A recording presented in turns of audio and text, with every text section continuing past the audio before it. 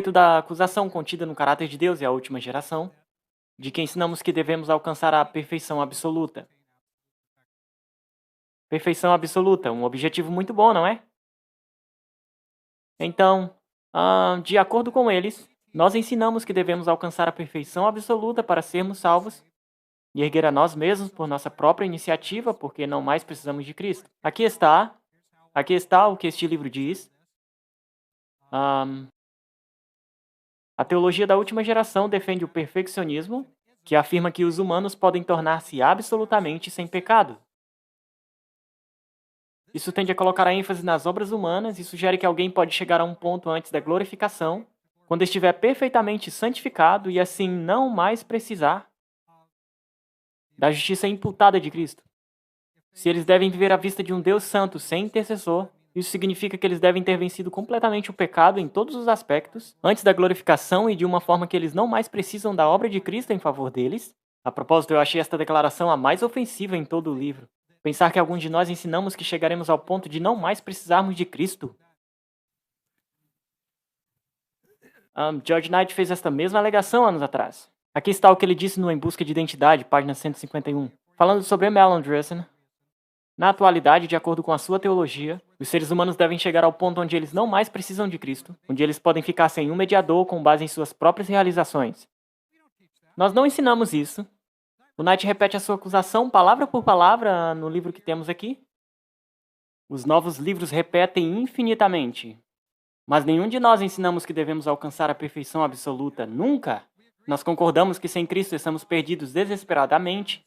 Nunca poderemos alcançar a justiça dentro de nós mesmos. Nunca na eternidade poderemos chegar ao ponto de não mais precisarmos de Cristo. Precisamos de Cristo para a nossa vida espiritual mais do que o ar para respirarmos. Então, e as frases que estes livros de uma nova ordem colocam em nossas bocas, como perfeição absoluta, perfeição sem pecado, absoluta ausência de pecado, perfeitamente sem pecado. O que dizer sobre essas frases? Eu não as uso. Dennis Priebe não as usa. Herbert Douglas não as usou. M.L. Andreessen não as usou. A.T. Jones não as usou. E.J. Wagner não as usou. Ellen G. White não as usou. Nem ninguém na Bíblia as usou. E ainda assim, estas frases supostamente representam o ponto de vista da Tug. Tais frases aparecem 69 vezes no Caráter de Deus e a Última Geração e 18 vezes no Eventos Finais, de George Knight, que é um livro muito mais fino. Caso contrário, haveriam mais, tenho certeza. Na verdade, só posso pensar em um único indivíduo do nosso lado da questão que usa algumas destas frases. Esse tipo de fraseologia. É justo pintar um grupo inteiro com base em um único indivíduo usando uma terminologia de modo imprudente? Isso é justo? Vamos adiante, pois há muito no livro, mas vamos adiante sobre o questionamento sobre Jesus.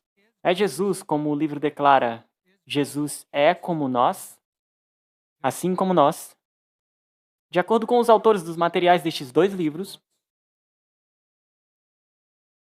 de acordo com eles, aqueles que acreditam na Tug insistem que, e eu cito, nós podemos ser absolutamente sem pecado, assim como Jesus foi absolutamente sem pecado. Para que Cristo seja nosso exemplo, alega-se que ele deve ter sido, e isso está destacado, ele deve ter sido exatamente como nós. Se ele não foi, ele não é totalmente humano como nós. O caráter de Deus é a última geração, página 18. Agora, o único problema com isto, novamente, é que não é uma representação justa ou fidedigna do que a Tug ensina. Nenhum de nós ensinamos, sem restrições, que Jesus é como nós. Há muitos aspectos nos quais Jesus não é igual a nós. Gostariam de ver? Por exemplo, Jesus não é igual a nós. Ele é Deus, eterno e preexistiu sua experiência como um ser humano. Ele nunca pecou. Seu caráter de valor suficiente para redimir toda a humanidade por sua vida de obediência meritória. Ele condenou o pecado na carne humana. Ele é igual ao Pai. Ele é uma das 3 pessoas de um ser autoexistente. Todas as coisas são colocadas em sujeição a ele. Ele provou a morte por cada ser humano. Apenas Jesus é o grande sumo sacerdote. Ele tem autoridade para dar e retomar a própria vida. Apenas ele tem autoridade para perdoar pecados. Esses são os pontos em que Jesus não é igual a nós. E aqui não há nenhuma descoberta nova. Jesus é igual a nós, porém, aqui não há tudo, são só exemplos. Ele tomou nossas enfermidades. Ele levou nossas doenças. Ele tomou sobre si a forma de um servo. Ele foi feito em semelhança de homem. Ele foi tentado em todos os pontos como nós somos. Ele poderia morrer. Ele tomou sobre si a semente de Abraão, uma natureza inferior à dos anjos. Sua experiência em nossa humanidade nos dá um exemplo de vitória. Sua mente, pensamentos e atitudes podem ser reproduzidos em nossa humanidade. Filipenses 2:5. Então, Ellen White. Dessa forma, Ellen White escreve em Mensagens Escolhidas, volume 1, página 247. Cristo não fingiu assumir a natureza humana, ele de fato a tomou sobre si, em realidade possuiu a natureza humana. Visto como os filhos participam da carne e do sangue, também ele participou das mesmas coisas. E ela também diz isso em Cristo Triunfante, página 208. A perfeita humanidade de Cristo é a mesma que podemos ter mediante ligação com ele. Cristo assumiu nossa natureza, caída, mas não corrompida, e não se corromperia a menos que recebesse as palavras de Satanás em lugar das palavras de Deus. Essas são frases muito lúcidas de Ellen White que espero que estejam notando. Sim, nós que acreditamos no Adventismo, ou em outras palavras, na TUG, acredito que são palavras intercambiáveis, nós que acreditamos no Adventismo, apontamos para o nosso entendimento baseado na Bíblia e apoiado por Ellen White, que a natureza humana de Jesus é igual à nossa, Jesus foi feito como seus irmãos. Há muitas declarações de Ellen White, citarei duas delas. Temperança 107. O Salvador tomou sobre si as enfermidades da humanidade e viveu uma vida sem pecado a fim de os homens não terem nenhum temor de que, devido à fraqueza da natureza humana, eles não pudessem vencer. Isso é o que Jesus fez. Ela continua dizendo, Cristo veio para nos tornar participantes da natureza divina e sua vida declara que a humanidade unida à divindade não comete pecado. Agora outra citação da Signs of the Times, 14 de outubro de 1897. Nosso futuro, a felicidade eterna, depende de ter nossa humanidade, com todas as suas capacidades e poderes, levada à obediência a Deus, colocada sob o controle da divindade. Muitos não têm verdadeira fé em Cristo, eles dizem, foi fácil para Cristo obedecer à vontade do Pai, pois ele era divino. Mas a palavra de Deus declara, ele em todos os pontos foi tentado assim como nós. O próximo segmento é se atrasamos a segunda vinda. Este é o conteúdo mais fraco neste livro. É muito fraco. Não aborda nenhuma das principais citações de Ellen White. Não aborda os textos principais. Nós precisamos fazer uma distinção entre a salvação pessoal e a vindicação do caráter de Deus demonstrado pelo povo de Deus. Uma coisa é ser salvo. Outra coisa é ser usado por Deus para vindicar seu caráter. E nós precisamos fazer a distinção dessas duas coisas. Eu vou ler apenas uma citação e então iremos para a nossa conclusão. Aqui nós temos o desejado de todas as nações, páginas 633, 634. Dando o evangelho ao mundo, está em nosso poder apressar a volta de nosso Senhor. Não nos cabe apenas aguardar, mas apressar o dia de Deus, segundo a Pedro 3:12. E ela diz isso, houvesse a igreja de Cristo feito a obra que lhe era designada, como ele ordenou, o mundo inteiro haveria sido antes advertido, e o Senhor Jesus teria vindo à terra em poder e grande glória. Quando o desejado foi escrito? Em 1898. Antes de quando? A segunda vinda. Antes de 1898. Nenhuma dessas declarações foram mencionadas no capítulo do caráter de Deus e a última geração. Então esse capítulo foi meio problemático. Bem, vamos para a nossa conclusão. Onde nós chegamos? A que ponto chegamos com tudo isso? Metade das acusações contra a TUG são divergências relativamente claras. Sabe, você diz isto sobre o que é a justificação, nós dizemos isto. Você diz isto sobre o que é pecado, nós dizemos isto. A metade delas são assim, mas um monte delas, as 3 restantes que eu selecionei, são falácias de espantalho. É como um espantalho que você constrói e pode destruí-lo facilmente. Essas coisas são realmente problemáticas.